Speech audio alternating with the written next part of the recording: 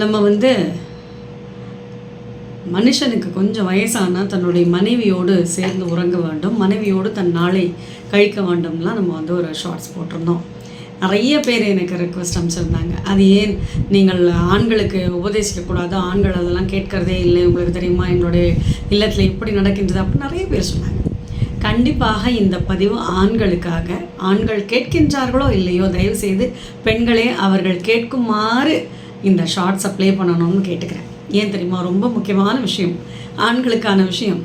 கண்டிப்பாக ஆண்கள் உட்காந்து கேட்க போகிறதில்ல, ஆனால் தயவுசெய்து இந்த மெசேஜ் அவர்களுக்கு சென்று சேர வேண்டும்.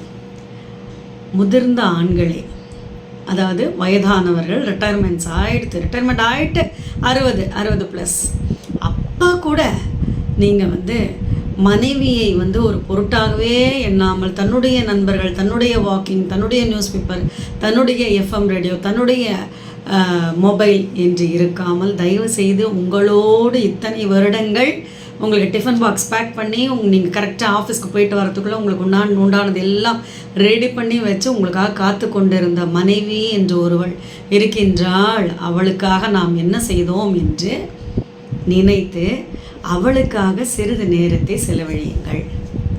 நல்லா யோசிச்சு பாருங்கள், உங்களுக்கெல்லாம் ரொம்ப லக்கு. இத்தனை வருஷத்துக்கு முன்னாடி பிறந்துட்டீங்க, கொஞ்சம் யோசிச்சு பாருங்கள். இந்த காலகட்டங்கள் 2000 கிட்ஸில் பிறந்துட்டீங்கன்னு வச்சுக்கங்களேன், உங்கள் மனைவி அப்படியே ரிவைன் பண்ணுறீங்களே, ஃபாஸ்ட் ஃபார்வர்ட் பண்ணி பாருங்கள், இந்த காலத்துக்கு பண்ணுங்கள். கண்டிப்பாக என்னெல்லாம் அவள் சேவை செய்தாலோ இந்த காலத்திலே அது கிடைக்குமா? நோ. அவள்தான் மனைவி தான். எதுவுமே இருக்கும் வரை அதனுடைய அருமை புரியாது. அது இழந்த பிறகு தான் நமக்கு அருமை புரியும்.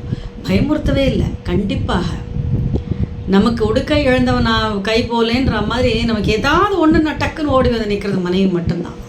மற்றவர்கள்லாம் ஃப்ரெண்ட்ஸ் எல்லாம் அதுக்கப்புறம் தான் இந்த மொபைலிலேயே குடும்பம் நடத்தி கொள்ளாமல், வெளியிலேயே பார்த்து கொண்டு இருக்காமல், கொஞ்சம் உங்களையும் உங்களுக்காக வாழுகின்ற மனைவியும் கொஞ்சம் பார்க்கணும். என்ன பண்ணணும்? ஒன்றும் பண்ண வேண்டாம்.